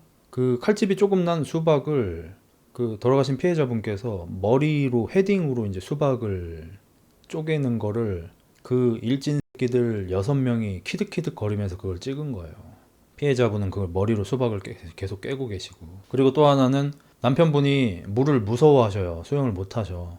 그래서 고무 보트는 아니고 튜브인데 좀 큰 거 있잖아요. 좀 누울 수도 있는 거. 거기에 올라가서 이제 계곡에서 있었는데 그것도 안 들어가고 싶었는데 하도 들어가라고 하니까 그거라도 타고 들어간 거예요. 근데 이제 이은혜가 또 내연남을 보내가지고 저거 뒤집어봐. 그래서 내연남 수영을 잘하나 봐. 그 계곡 물 깊이가 6m래요. 엄청 깊어요. 수영을 해서 가가지고 그 돌아가신 분이 타고 있는 그거 튜브를 자꾸 막 흔들어요. 근데 이은혜는 아니 자기 남편이 지금 괴롭힘을 당하고 있잖아. 근데 그걸 찍으면서 하면서 막 이렇게 웃어. 그러더니 옆에 있는 애한테 야야야 살쪄가지고 안 뒤집어지는 거 봐. 야 너도 가가지고 같이 뒤집어봐. 어떻게 되나 보게. 이 X를 하고 있는 거야. 그러니까 진짜 그 일진놀이를 하고 있는 거야. 나는 이런 사람들을 좀 되게 많이 싫어하거든요. 그냥 중학생, 고등학생 상태로 나이만 처먹고 그냥 정신이 중고등학생에서 머문 사람을 너무 싫어해요. 저는 개인적으로. 그냥 그런 인간들인데 그 중에서도 굉장한 악인들, 어마무시한 악인들. 남편분은 이제 그런 꼴을 당하면서도 그들과 어울린 거예요. 왜 어울렸나? 얘들하고 같이 안 만나면 이은혜가 안 만나줘요. 그러니까 뭐 주변 사람들의 증언, 그 다음에 돌아가신 분의 핸드폰 포렌식 자료 같은 거를 봐서 이제 나온 건데 이은혜는 돌아가신 피해자분하고 단둘이 만난 게 손에 꼽을 정도로 적습니다. 항상 자신의 친구들을 대동해서 여럿이서 만났고 뭐 만날 때마다 이렇게 남편분은 이제 놀림감이 되거나 이렇게 안 좋은 대우를 계속해서 받으신 거죠. 제가 또 이제 인상 깊었던 것 중에 하나가 이건 이제 그알 PD님께서 나오셔서 이제 직접 얘기를 해주는데 포렌식을 통해서 이제 통화 내역이 이제 많이 나왔다 그랬잖아요. 돌아가신 피해자분께서 통화 자동 녹음을 사용하셨던 것 같아요. 그래서 녹음이 많이 나왔는데 그 중에 하나가 돌아가신 피해자분의 누나분께서 전화가 와서 나 이번 토요일에 너네 집 내려가도 되지? 아, 안 돼. 왜 안 되는데? 아, 그냥 좀 사정이 있어. 무슨 사정이 있는데? 너 뭐 빨간 딱지 붙고 막 그랬냐? 아니면 내가 뭐 너네 집 살림 훔쳐갈까봐? 아, 아니고, 그냥, 좀 그래. 그럼 일요일 날 갈게. 아, 일요일도 안 돼. 나 회사 가. 아, 그럼 언제 되는데? 언제 되는지 말을 해봐. 되는 날 내가 갈 테니까. 아, 왜 오려고 하는데? 왜 오려고 하는 데가 무슨 얘긴 거야? 너 결혼하고 나서 너네 집 한 번도 가본 적도 없고 그 네 와이프라는 사람 제대로 본 적도 없고 네 와이프 가족들이라는 사람들도 본 적도 없고 그냥 니네들끼리 갑자기 혼인신고하고 같이 살기 시작했는데 뭐 아무런 교류가 없으니까 어떻게 안 궁금하겠어. 걱정돼서 그런다. 그러니까 피해자분께서 또 그때는 좀 안 된다고 좀 사정이 있다고 말하잖아 이러면서 거절을 잘 하셔. 그러니까 피해자분께서 아마 여태까지 이렇게 대기업 다니시면서 친구도 있고 잘 살아오셨던 게 당연히 일반적인 어떤 사회적인 행위들을 잘 해오셨을 거니까 그럴 거 아닙니까? 근데 이은혜한테만 못한 거예요. 이은혜한테만. 그리고 나서 전화 온도차가 얼마나 심하냐면 누나랑 전화를 끊어요. 끊고 나서 바로 이은혜한테 전화를 합니다. 아, 누나가 집 온다 그래가지고 내가 오지 말라고 했어.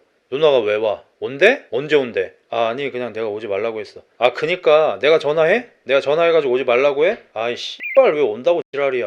아 왜 화를 내고 그래. 아 그니까 왜 사람을 불편하게 만드냐고. 내가 전화할 테니까 씨발 전화 끊어. 이은혜는 원래 이렇게 얘기해요. 아까쯤에 저기 피해자분께서 나 너무 힘들어서 우리 헤어질까 말할 때 있죠. 그때 딱 한 번 자상하게 통화해줬고요. 나머지 모든 통화가 이딴 식이에요. 그래서 가스라이팅을 안 했다는 얘기예요. 전문가분께서 가스라이팅을 하지 않았다라고 하시거든요. 제가 전문가 여러 개 봤는데 한 분만 가스라이팅이라고 하시고 나머지 분들은 가스라이팅 아니라고 하거든요. 법원에서도 가스라이팅 인정은 안 됐어요. 왜냐면 가스라이팅이라고 하는 건 어떻게 해야 되냐면 근데 오빠 누나가 집에 보러 오면은 머시기 해서 오빠도 좀 불편하지 않을까?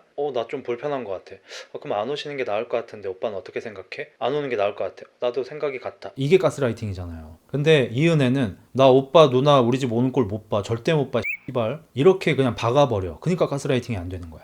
윗사람이 아니니까 위력도 안 되는 거고. 어쨌든 이은혜는 실제로 피해자분의 누나한테 전화를 해서 오지 말라고 말을 단도리를 치고요. 피해자한테 전화해서 내가 방금 전화해가지고 누나한테 전화해가지고 오지 말라고 했으니까 그리고 내가 뭐 핑계댈 게 없어가지고 그냥 오빠가 술 먹고 막 좀 폭력적인 모습 보이고 뭐 집안 살림 좀 때려 부시고 막 그래가지고 내가 누나분을 보기가 좀 그렇다 뭐 이렇게 얘기했거든. 오빠 쓰레기로 만들어서 좀 그렇긴 한데 뭐 아무튼 그렇게 알고 있어. 이 지랄로 통보를 해요. 본인이 이렇게 좀 안 좋은 상황에 처해 있다라는 걸 자각하셨다는, 알고 계셨다는, 인지하고 계셨다는 그런 증거들이 이제 문자를 통해서 나오는데 이은혜한테 보낸 문자입니다. 은혜야 나 진짜 한계야. 친한 친구들이 아예 나 피해. 회사 친구들도 나 피하고 다들 나 피해. 오늘 집주인이 월세 내라고 하고 나 정말 한계야. 그만 나 살려줘. 정말 나 죽고 싶지 않아. 살고 싶어. 나 정말 죽을 만큼 힘들어. 돈 구하러 다니는 거 너무 힘들고 비참해. 자존심 때문에 돈 못 빌리는 거 아니야. 정말 돈 구할 데가 없어. 그래, 정말 나 집에 두루마리 휴지 살 돈도 없어. 은혜야, 나 진짜 자존심 세우려고 돈 못 구하는 거 아니야. 돈 구할 데가 없어. 이번에도 힘들게 정말 회사 조퇴하고 구한 거야.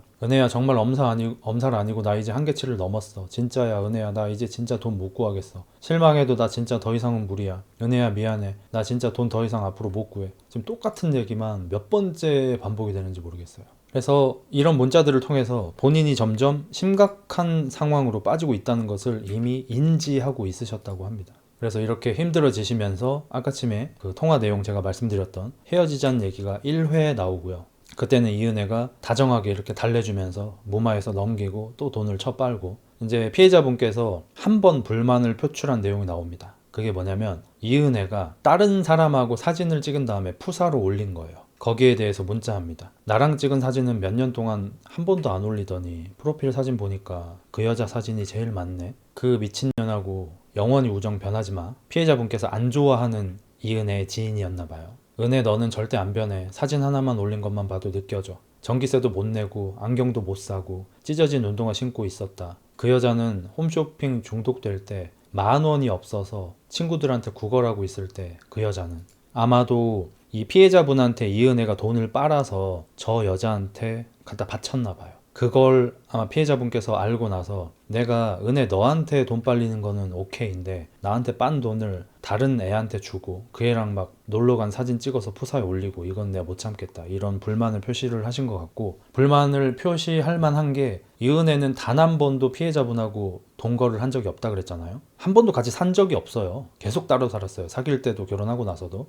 주말 부부도 아니에요. 동네 주민 증언에 의하면 어땠냐면 그 이은혜라는 사람이 뭐 이렇게 여기 주말 뭐 이럴 때는 오긴 왔나요? 뭐 주말에 왔다기보다는 뭐 그래도 한 달에 한두 번은 왔죠? 오면은 뭐 어떻게 뭐 주말 부부처럼 뭐 이렇게 뭐 하던가요? 하기는 집에도 안 들어가 보는데. 예? 집에도 안 들어가 봐요? 안 들어가요. 이은혜가 뭔가 걔 오면은 그 여기 그 사는 그분 있잖아. 그분이 밖으로 나와요. 그러면 이은혜가 어떤 남자가 운전하는 차에서 내려요. 그리고 내려가지고 같이 담배 피면서 얘기를 나눠요. 그리고 한 10분 있다가 다시 가요. 그게 다야. 이게 결혼 생활이야 지금. 그리고 이은혜는 이런 불만을 듣고 뭐라고 하냐면요, 정확하게 어이없네, 사진 한 번 올렸다고 별소리를 다 듣네, 크크. 그러니까 무시해도 너무 무시해요. 왜 그렇죠? 나르시시스트 특 뭐죠? 급을 나눈다. 나보다 급이 낮은 사람이 나한테 이래저래 불만을 얘기한다? 이 새끼가 주제 파악 못하네. 주제 넘게. 미쳤냐? 그러니까 얘들은 기본적으로 한 80년대 똥공기 상태라고 보시면 돼요. 내가 병장이야. 그래서 나는 뭐 이렇게 중대장이나 보급관이나 이런 사람들 명령 아니면 안 들어. 근데 1병 나부랭이가 2병 나부랭이가 김 병장님 이거 너무 심하지 않습니까? 이러면 80년대 군대면 어떡하게 되겠어요?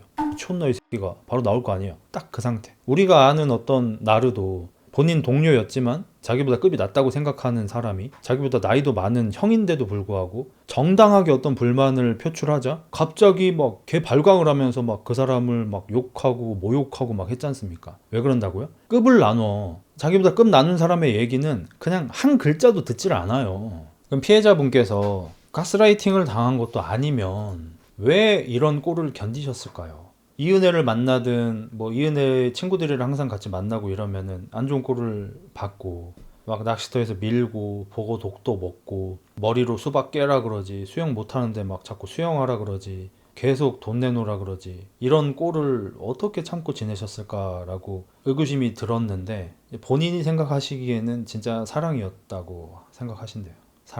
사랑 때문에 그랬다고 생각하신대요. 이게 정말 좀 심각한 대화가 있는데 요거 정도는 들려줘도 될 것 같습니다. 이건 어차피 이분들의 통화니까 저작권이 있을 것 같진 않고 이 둘의 관계가 어떤지 가장 명확하게 보여주는 사례입니다. 이은혜와 피해자분의 통화 내용입니다. 여보세요? 얘기해. 오빠 지금 지금 줘야 되거든? 자동차? 아니 자동차가 아니라 200만 원? 내일 주면 안 될까? 안 될 것 같아. 지금 160만 원에서 방세랑 냈어? 100만 원 남았는데 그러면? 냈다고? 내가 급한 거라 얘기했잖아. 오늘? 응. 돈 없다니까? 왜? 그거 얘한테 줬잖아. 아니, 오빠 먼저 줘야 된다 했잖아. 원래 오늘 먼저 500 주기로 한 거잖아. 또 내 말 귀뚱으로 들었지? 어떤 느낌인지 아시겠죠? 자, 근데 이은혜가 급한 돈이라고 달라고 했던 돈이 뭔지 아세요? 해외여행비. 그러니까 돈이 160만 원 남은 남자한테 해외여행 가기 500을 내놓으래. 급한 거야? 라고 물어봤대. 아, 뭐 그렇게 급하진 않아 라고 끊었어. 그리고 조금 있다가 전화 와가지고 그거 지금 보내줘야겠어 오빠. 나 방금 월세랑 내버렸는데. 냈어? 월세랑 전기세 냈어? 60만 원 냈는데. 그걸 내면 어떡해. 이지랄하고 있는 거예요 지금. 관계가 정상적인 관계가 아닙니다. 비정상적인 관계입니다. 자, 200만 원을 주는 건 누가 갑이고 누가 을입니까? 주는 사람이 갑이고 받는 사람이 을이죠. 그럼 보통 어떻게 대화가 나가야 됩니까? 오빠 나 200만 원 준다고 했던 돈 있잖아. 준다고 했지 내가. 좀 미안한데 지금 혹시 줄 수 있어? 아, 지금? 아, 오빠 미안해. 내가 돈 빌리면서 재촉해서 너무 미안한데 지금 빨리 입금하라 그래가지고 좀 그래가지고. 이게 정상적인 대화잖아요. 더 정상적인 거는 돈을 주면 안 되고 해외여행을 네 돈으로 가라고 왜 남의 돈으로 가냐고. 난 이런 게 너무 화나. 해외여행 가고 싶으면 네 돈으로 가. 명품백 사고 싶어? 네 돈으로 가. 왜 자꾸 남의 돈으로 쳐가냐고. 난 이런 게 너무 싫어. 원하는 게 있으면 네가 열심히 노력해서 네가 쟁취를 하라고. 자꾸 남한테 손 벌리지 말고. 자, 그럼 그 뒤로 얘가 싸패라는 게 너무 느껴지는 거 볼게요. 나 지금 160만 원 딱 남았는데 거기서 방세랑 전기세 냈어? 내고 100만 원 남았는데 냈다고? 내가 급한 거라고 했잖아. 완전 싸패죠. 아니, 한 명은 해외여행 가려고 돈이 필요한 거야. 한 명은 월세하고 전기세를 내야 되는 거예요. 뭐가 중요해요? 심지어 돈도 이 남자 돈인데 자기 돈으로 월세하고 전기세를 낸 걸 혼나고 있어. 왜? 여행 갈 돈을 안 준다고. 아까 제가 나 싫다는 그 대화 화법이 여기서 또 나오거든요. 남자가 그래요. 그냥 당장 필요한 거 아니라 그래가지고 먼저 줘야 된다고 했잖아. 원래 그래서 오늘 먼저 500만 원 주기로 한 거잖아. 또 내 말 귀뚱으로 들었지. 네가 귀뚱으로 쳐 얘기했겠지. 이 남자가 통화해서 얘기를 해요. 급한 거야? 라고 물어봐요. 돈 급한 거야? 이은혜가 대답합니다. 뭐 그렇게 급한 건 아닌데. 그래 알았어. 내가 준비해 볼게. 이러고 나서 다시 전화가 와가지고 지금 내놓으래. 그래서 내가 월세랑 그거 내버렸는데. 그거 냈어? 급하다니까. 네가 당장 내가 먼저 줘야 된다고 얘기했지. 오늘 먼저 500 줘야 된다고 얘기했지. 또 내 말 귀뚱으로 들었지. 그러니까 무조건 지 말이 맞고 무조건 상대가 틀린 거야 이거는. 왜? 상대가 나보다 훨씬 열등한 존재니까. 그리고 이건 진짜 사채꾼 우시지마 같은 것에서나 나올 만한 대화도 나오는데요. 이게 진짜 맞냐. 아까 그 남자가 막 너무 힘들어서 헤어지고 싶다 막 이런 얘기까지 했잖아요. 바로 그 통화 뒷부분인데 오빠 응? 정신 차려 오빠. 나 빚 때문에 너무 힘들고 오빠 내 말부터 들어봐봐. 내 말하잖아. 나 내일 법원 거기 전화해가지고 법원 사람들한테 물어보고 회사 대출 껴서 신청한 사람도 있냐고 내가 법원에 물어볼 테니까 안 돼. 회사 대출 안 돼. 너무 위험해. 아니 물어보고 들어봐. 사람이 말하면 좀 들어보라니까. 오빠는 왜 말을 끊어. 짜증나게. 그러니까 내가 내일 법원에다가 전화해서 물어본다고. 오빠 회사에서 대출을 받을 수 있는지 없는지 물어본다고 하는데 말을 끊어. 오빠는 이런 식으로 대화해. 이거 진짜 우시지마야. 그리고 지금 이 돌아가신 분을 비판하는 그런 채팅들도 올라오고 있는 거 저도 보고 있습니다. 근데 저도 사실 좀 그랬어요. 저도 이거 지팔직곤이다. 사귈 때부터도 이렇게 문제가 많았고, 심지어 집에다가는 뭐라고 거짓말을 했냐면요. 대기업 다니시잖아. 우리 회사에 고졸 사원 그 인턴 같은 걸 했대. 근데 거기에서 이제 은혜가 고졸 사원 인턴으로 들어왔는데 안타깝게도 정규 사원이 되지는 못했는데 그때 인연으로 이제 사귀게 됐다라고 소개를 한 거예요. 잘도 얘가 정상적인 회사에서 일을 해봤겠다. 나는 그냥 지팔직곤이라고 생각했어요. 돈도 자기가 갖다 줬지. 세빈 게 아니잖아. 이은혜가 세볐냐고. 통장 들고 날랐냐고. 몰래 보증 세웠냐고. 아니잖아. 다 자기가 준 거잖아. 그래서 나는 사실 좀 비판적인 시각이 큰 채로 이은혜 사건을 보기 시작했는데, 이것 때문에 피해자분한테 안 좋은 얘기는 안 하는 게 낫겠다라고 생각을 했습니다. 이제 남자분께서 일기처럼 나에게 보내는 메시지 같은 걸로 남기신 거예요. 오늘 살자 하려고 등산용 로프를 인터넷으로 샀다. 3일 정도 후면 받아볼 수 있다. 우울증 병력 있고 술 취해서 목 매면 살자 해도 보험금이 나온다. 은혜가 이걸 알아야 보험금을 탈 텐데.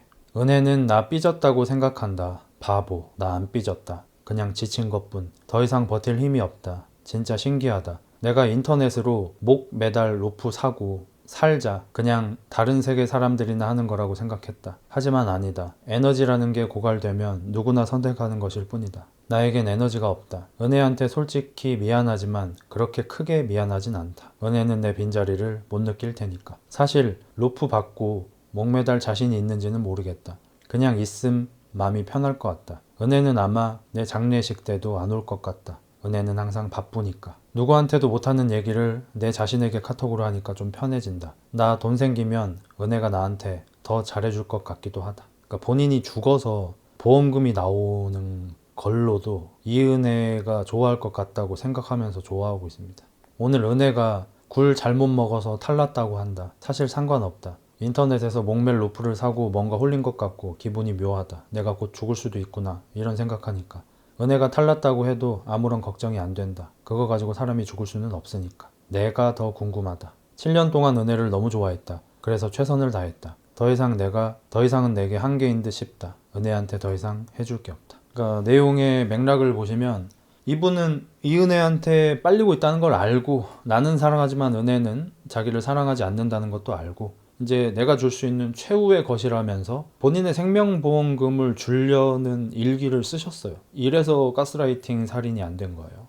그러니까 만약에 그 전에 보거 사건이나 낚시터에서 민 거나 그 전에 전 남친을 해외에서 같이 여행했다가 뭐 돌아가신 뭐 그런 일 이런 것들이 사전에 없었고 정말 이 일만 딱 있었잖아요. 그럼 이거는 뭐 저는 이 법에 관련해서 잘 모르는 사람이지만 사실 무죄가 나왔을 것 같아요. 그리고 이게 지금 사회적으로도 얼마나 큰 피해냐면 아까 말씀드린 대로 한 건실한 대기업 사원이 이게 나락으로 떨어져서 사회의 한 명의 병사를 잃게 되는 거 되게 소시오패스적으로 보면 그것도 손해인데 이분은 직장 생활하는 동안 현금 3억을 저축했을 정도예요. 아마 몇 년쯤 있다가 아파트를 사셨겠죠. 대출을 받아서. 근데 이분이 3억을 다 빨리고 월급을 계속 빨리는 도중에도 돈을 더 내놓으라고 하니까 빚을 3억을 내셨어. 그러면 월급 빨린 것까지 생각하면 7년을 만났으니까 대충 한 10억 빨린 것 같아요. 솔직히 10억 가까이. 10억은 안 되고. 그럼 이분이 이렇게 돌아가셔 버렸잖아. 3억 누가 갚아?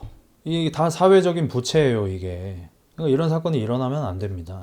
그러니까 이 미친 여자 하나 때문에 이 돌아가신 분의 가족 지인들의 상처, 사회적인 피해, 우리의 고혈압 피해가 너무 커요. 친구들한테도 돈 엄청 빌려가지고 다 손절당했고 심지어 아까쯤에 그 3,000원 빌렸던 그 친구가 이제 절친인데 아쉽게도 그 친구가 해외에 있대요. 해외에서 일하고 계시대. 그래서 이제 그 친구분은 실제로 이제 대충 이제 여기저기 들어서 예상만 할 뿐 이 정도까지 정말 죽음을 생각할 정도로 위험한 상태인지는 사실 모르셨겠죠. 여자를 만나다가 죽게 된다는 생각은 일반적으로 할 수가 없으니까. 그래서 이제 그럼에도 불구하고 이은혜라는 여자가 너무 별로인 여자는 건 너무 예측이 되니까 내가 너 이은혜랑 헤어지면 3천만 원 줄게 라는 문자도 보낸 적이 있어요.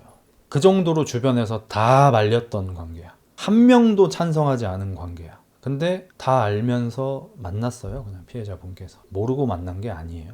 이래서 이제 제가 저학력자 입장에서 이런 얘기를 하는 게 위험할 수도 있고 되게 안 좋아 보일 수도 있는데 소위 공부머리랑 다른 머리랑 다르다. 공부머리, 일머리 다르다. 이런 얘기를 괜히 하는 게 아니라 이제 제 주위에도 이제 회사 다니고 이런 분들한테 여쭤보면 좋은 학교 나왔는데도 일머리가 없어서 일을 잘 못하는 사람이 있는 반면 이 회사 어떻게 들어왔지 싶은 학력인데도 일머리가 좋아서 일을 잘하는 친구들이 있다. 이런 얘기가 있잖아요. 마찬가지로 저는 사람과 관계를 쌓는 것에 대해서도 결국엔 다 뇌가 하는 거니까 그 분야에서도 지능 지식이 있을 거라고 생각하거든요. 그래서 이렇게 공부 잘하셔서 좋은 학교 나오셨고 대기업에서 월급 많이 받으시면서 좋은 생활을 하셨지만 연애에 있어서 여자에 있어서는 너무너무 점수가 떨어지시는 분이라고 생각을 하고 그래서 저는 뭐 이러한 자료들을 좀 널리 알리면서 그냥 이렇게 되게 나쁜 사람이 있었답니다 끝나는 게 아니라 이은혜는 사이코패스이자 소시오패스이자 나르시시스트인 사람을 뭐 몇 명 죽인 되게 나쁜 여자입니다 하고 끝날 게 아니라 이건 어차피 막지 못하잖아요. 이은혜 같은 사람이 태어나는 걸 막을 수 있습니까? 못 막아요.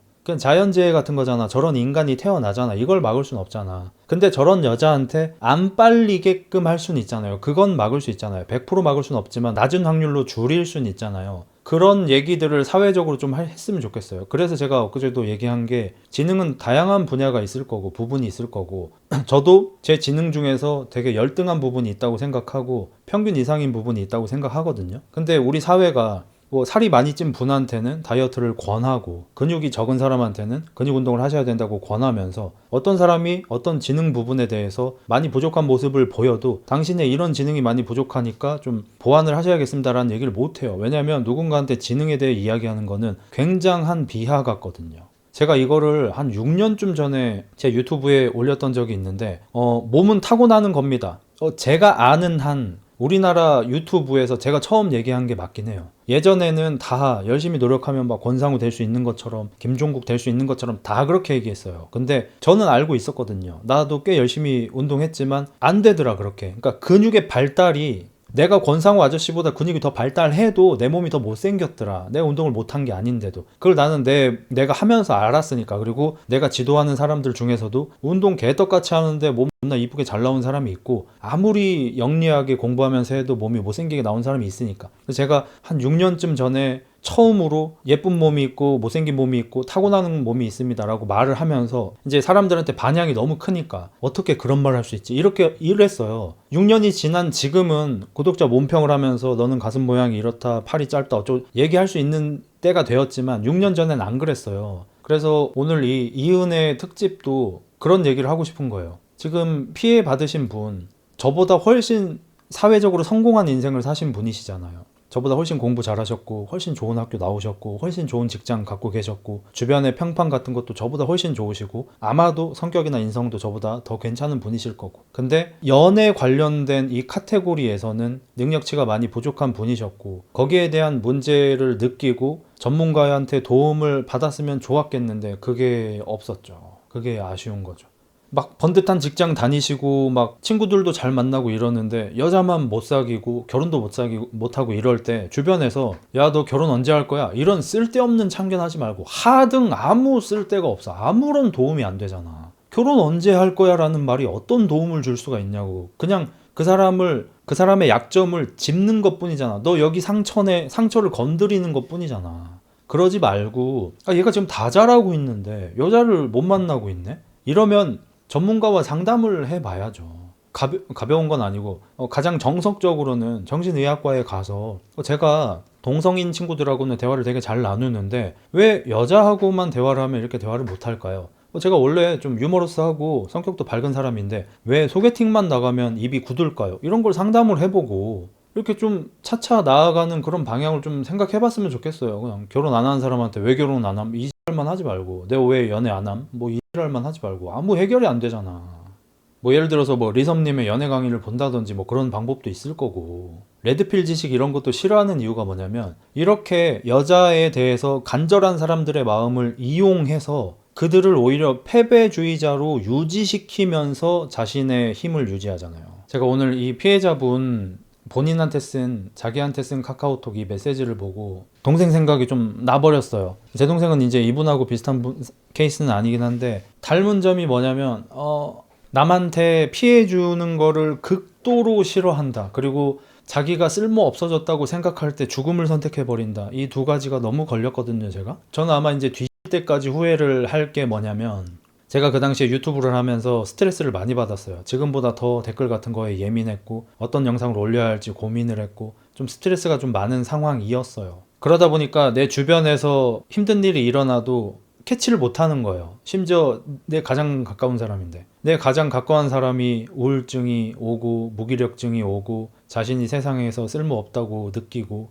그래서 그렇게 안 좋은 선택을 하려는 생각을 하고 이런 거를 내가 여력이 없으니까 내 코가 석자니까 눈치를 못 채는 거야. 그걸 아마 저는 뒤질 때까지 후회할 거고 요즘에 제가 소시오패스들한테 살아가는 방법을 좀 배우려고 한다고 말을 할 정도로 제가 제 인생이 자리 잡고 성공하는데 좀 뭐 다소 많은 에너지와 노력을 쏟고 있는 이유도 그건데 내 인생이 자리를 잡지 못하고 내가 행복하지 못하고 내가 마음에 여유가 없으면 내가 좋아하는 사람들을 지킬 수가 없어요. 그게 제일 중요해요. 그래서 내가 행복해야 돼요. 여러분한테도 제 말이 정답이라고 하는 건 아니지만 제가 감히 조언을 하자면 여러분 한 명 한 명이 행복해져야 됩니다. 저는 그러면 우리나라에서 일어나고 있는 여러 문제도 상당 부분 해결될 거라고 생각합니다. 그냥 국민 개개인이 행복해져야 합니다. 그래서 여러분이 행복해지는 데에 가장 큰 에너지와 시간을 쓰셨으면 좋겠어요.